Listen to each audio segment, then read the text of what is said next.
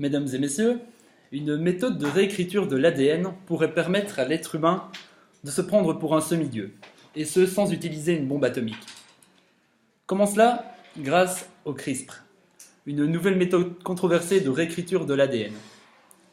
Grâce à cette méthode, il sera peut-être possible de faire renaître des animaux aujourd'hui disparus.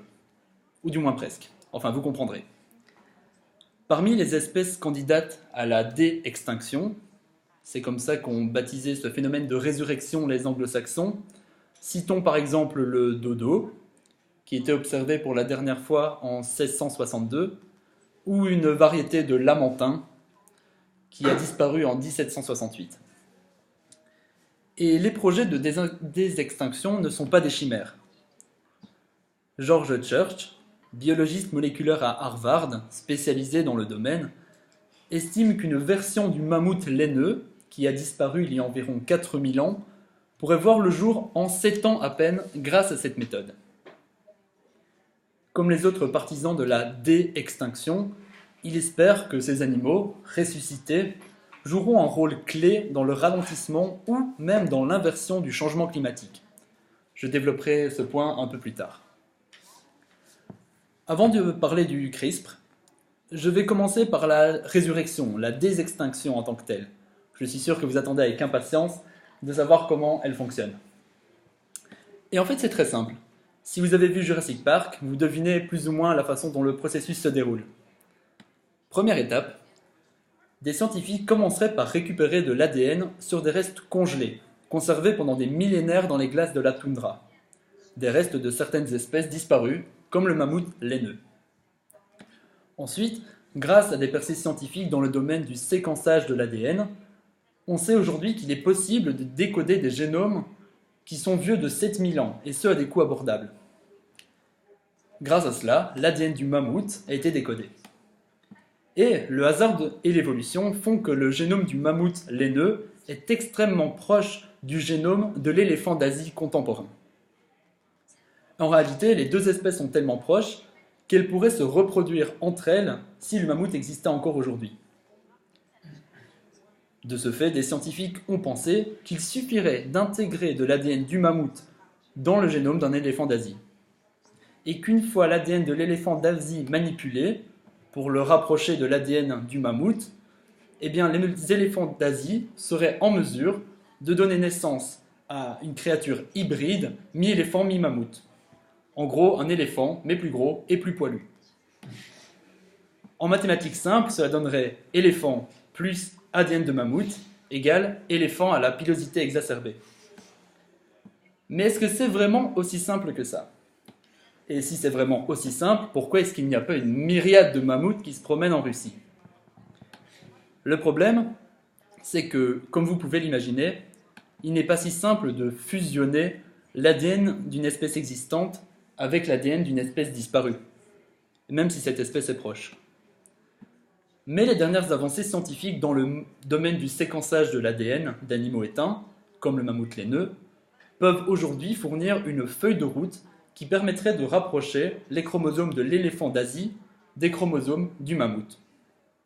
Ce qui, potentiellement, laisserait le champ libre à une fusion de leurs ADN, qui, si on se base sur le processus de désextinction que je viens d'aborder, laisserait entrevoir le retour des mammouths. Autrefois, la question du retour de ces animaux disparus ne se posait même pas. Il n'existait pas d'outils, pas de technologie, même pas la peine d'en parler. Et c'est à ce moment-là que le CRISPR rentre en scène. Grâce au CRISPR, les modifications génétiques se font de manière plus rapide, plus simple et moins coûteuse que jamais. Cette méthode permet aux chercheurs de modifier, supprimer ou remplacer les gènes de n'importe quel animal ou de n'importe quelle plante. C'est le CTRL F, CTRL H génétique si vous préférez. Et désolé pour les utilisateurs d'Apple. Et cette méthode ouvre des horizons absolument formidables. Grâce à CRISPR, pas moins de 15 modifications génétiques dans le génome de l'éléphant ont déjà été faites. Avant, c'était impensable. Et ces modifications sur le génome, combinées à un meilleur séquençage de l'ADN de mammouth, encouragent certains scientifiques à penser que les mammouths pourraient bientôt redevenir une réalité. Quelle chance! La prochaine étape pour y arriver serait donc d'implanter de l'ADN de mammouth, étudié, séquencé et synthétisé grâce aux nouveaux outils, à la disposition des scientifiques chez quelques éléphants d'Asie pour voir s'ils deviennent effectivement plus poilus et mieux adaptés au froid. Cette entreprise comprendrait, en plus de l'utilisation de CRISPR, de la culture d'embryons. C'est une étape qui nécessite un certain temps. En fait, après avoir implanté de l'ADN de mammouth dans des cellules d'éléphant, il faudrait au moins 5 ans pour mettre au point toute la partie développement de l'embryon modifié. Il faudrait ensuite 2 années supplémentaires pour procéder à une gestation complète d'un bébé éléphant/mammouth. Mais en fait, si on y réfléchit bien, la première naissance d'éléphant-mammouth pourrait donc avoir lieu d'ici 7 à 10 ans. Et 10 ans, ce n'est pas grand-chose quand on y pense. Imaginez-vous, dans 10 ans, on pourrait voir réapparaître sur Terre une espèce, ou du moins une réminiscence d'espèce animale qui a occupé la Terre il y a des milliers d'années. Alors, ce qui est intéressant, c'est que faire revivre des animaux éteints peut avoir des aspects positifs autres que la création d'un mammouth park du style Disneyland, où les enfants pourraient faire des photos sur un gros Dumbo tout poilu. La déextinction et le processus que je viens de décrire pourraient permettre d'améliorer la diversité et les capacités de survie d'animaux contemporains grâce à l'exploitation d'ADN préhistorique.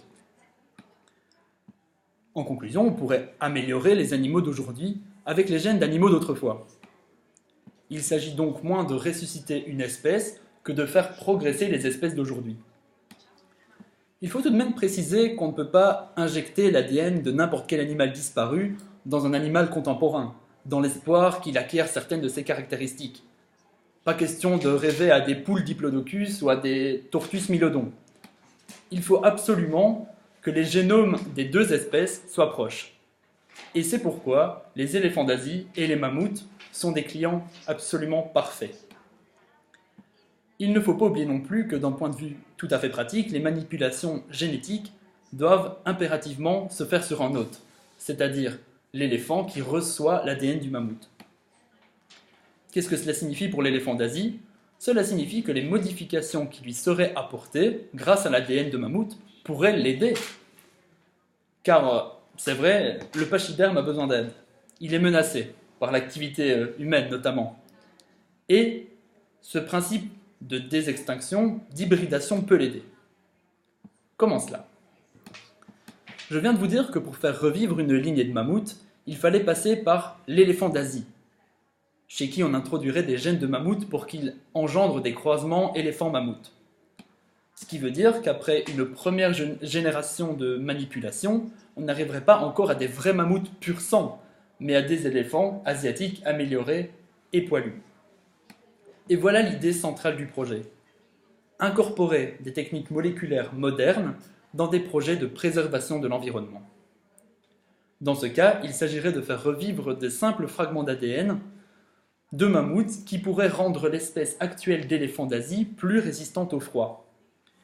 Des spécialistes affirment que les éléphants d'Asie améliorés, car adaptés au froid, pourraient repeupler les immenses étendues de toundra et de forêts boréales, en Eurasie et en Amérique du Nord. Et ils ne seraient pas menacés par qui que ce soit, il n'y a âme qui vive là-bas. Il n'y aurait absolument rien pour menacer les sympathiques pachydermes. Et cela permettrait de faire d'une pierre deux coups. Premièrement, protéger une espèce menacée. Deuxièmement, faire revivre au cœur même de la toundra une ancienne zone de prairie qui pourrait empêcher la fonte du permafrost sibérien. Et cela a son importance dans le cadre de la lutte contre le changement climatique, puisque la quantité de CO2 accumulée dans la toundra est environ 2,5 fois supérieure à celle de toutes les autres forêts du monde. Si la toundra venait à fondre, tout le CO2 serait relâché dans l'atmosphère, ce qui équivaudrait à brûler 2 fois toutes les forêts du monde. Donc, l'hybridation semblerait avoir du bon. Bien sûr, les critiques ne manquent pas. Certains ont qualifié cette idée de fantaisie moléculaire, d'autres ont qualifié les partisans de la résurrection de suppôt de Satan. D'autres encore affirment que cette idée donne l'impression aux organismes de financement et aux doyens d'université de sauver le monde, qu'elle nous détourne aussi de l'objectif de garantir la biodiversité de notre planète pour les générations futures. Car après tout, si on peut ressusciter une espèce à l'envi, qui se battra encore pour sauver la faune et la flore? De plus, l'idée de désextinction pose de nombreux dilemmes sur le plan éthique. La recherche dans le domaine n'en est qu'à ses balbutiements, et vouloir aller trop vite, trop loin, peut engendrer des conséquences néfastes pour l'humanité, mais aussi pour le monde dans lequel l'humanité vit. En tout cas, ces percées nous permettent de réfléchir à l'incroyable ingéniosité de l'esprit humain et aux dilemmes éthiques qui en découlent. Et sur ce, je clôture mon discours. Merci de votre attention.